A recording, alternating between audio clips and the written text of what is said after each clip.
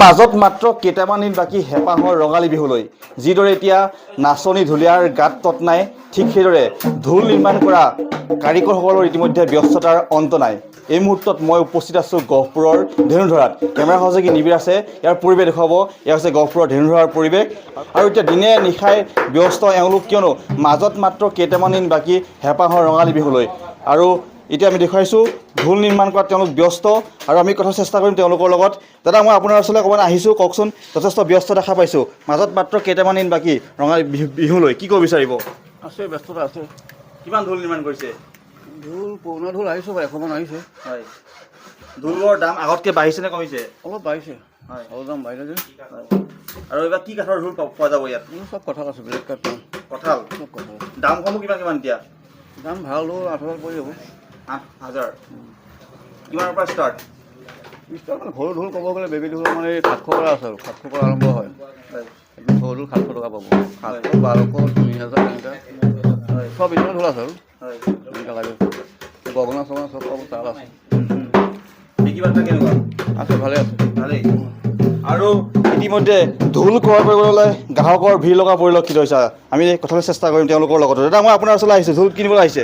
হয়, মই এইবাৰ বিহুত ঢোল এটা চাম, মই চোৱাবলৈ আহিছিলোঁ, কিনা নহয়, চাৱনি কৰিবলৈ। এওঁ ভাল চাৱনি কৰে, মানে আমাৰ বিশ্বনাথৰ ভিতৰত ভাল বুলি ক'ব পাৰি আৰু বিশ্বনাথ জিলাৰ ভিতৰত।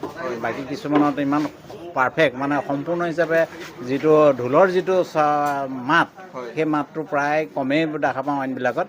ইয়াত একদম পাৰফেক্ট এটা মাত দিয়ে ঢোলবিলাকে। এক সুন্দৰ এটা প্ৰতিষ্ঠান এওঁ। আৰু এওঁ ঘৰ একচুৱেলি আমাৰ গহপুৰত নহয়, এওঁ ঘৰ হ'ল বৰগাঙত।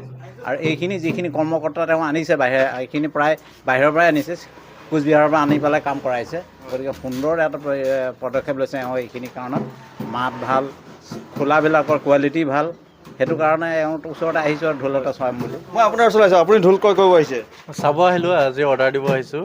গতিকে ইয়াতে শুনো ভাল কঁঠাল কাঠৰ যিটো খোলা বিশেষভাৱে ভাল বুলি শুনো। গতিকে কঁঠাল কাঠৰ খোলাটো বিচাৰি তাৰ ঢোলটো নিৰ্মাণ কৰিবৰ বাবে যি শংকৰ বাদ্যকৰ এক পৰিচিত নাম সকলো ঢুলীয়াৰে মাজত, গতিকে তেখেতৰ ওচৰত ঢোলৰ অৰ্ডাৰ কৰিব আহিছোঁ। গতিকে এইবাৰ বিহুৰ সকলোকে শুভেচ্ছা জনাইছোঁ। দাদা, আপুনি ঢোল ক্ৰয় কৰিব আহিছে? হয়, ময়ো এটা ঢোল মানে চাবলৈ আহিছোঁ। তেখেতৰ শংকৰদাৰ মানে কথা জানো আৰু তেখেতৰ হয় পৰিচিত, আৰু খুব তেখেত মানে বাদ্যকৰ আৰু তেখেতৰ মানে অমায়িক এটা মানে খুব মানে চিন্তাধাৰা ভাল লাগে তেখেতৰ। এইবাৰ বিহু আৰু নিৰ্বাচন একেলগে পৰিলে, কিবা সমস্যা হ'ব নেকি? এইটো অৱশ্যে অকণমান সমস্যা আহিবই, কাৰণ বিহুটোক লৈ যে আমাৰ যিটো উখল মাখল পৰিৱেশ, সেই পৰিৱেশটোত অকণ নিৰ্বাচনে ম্লান কৰিব বুলিয়ে মই ভাবোঁ। নিশ্চয়, মই কেমেৰা সহযোগী পুনৰ পৰিৱেশটো দেখাব আহিছোঁ। এয়া হৈছে গহপুৰৰ ধেনুধৰাৰ পৰিৱেশ। আৰু ইতিমধ্যে গ্ৰাহকে ভিৰ কৰা পৰিলক্ষিত হৈছে, কিয়নো মাজত মাত্ৰ কেইটামান দিন বাকী হেঁপাহৰ ৰঙালী বিহুলৈ যিদৰে নাচনী ঢুলীয়াসকলৰ এতিয়া ব্যস্ততাৰ অন্ত নাই। এই যি ঢোল নিৰ্মাণ কৰা কাৰিকৰসকলৰ এতিয়া ব্যস্ততাৰ অন্ত নাই। আমি দেখুৱাইছোঁ গহপুৰৰ ধেনুধৰাৰ পৰা। আৰু এটা ঢোলত প্ৰায় 7-8 হাজাৰ টকাৰ পৰ্যন্ত এইবাৰ উঠিছে।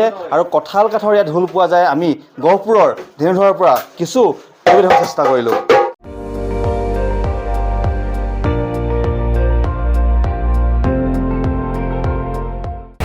আপুনি চাই আছে ND24, সৰ্বশ্ৰেষ্ঠ নহয়, সৰ্বোত্তমৰ দৌৰ।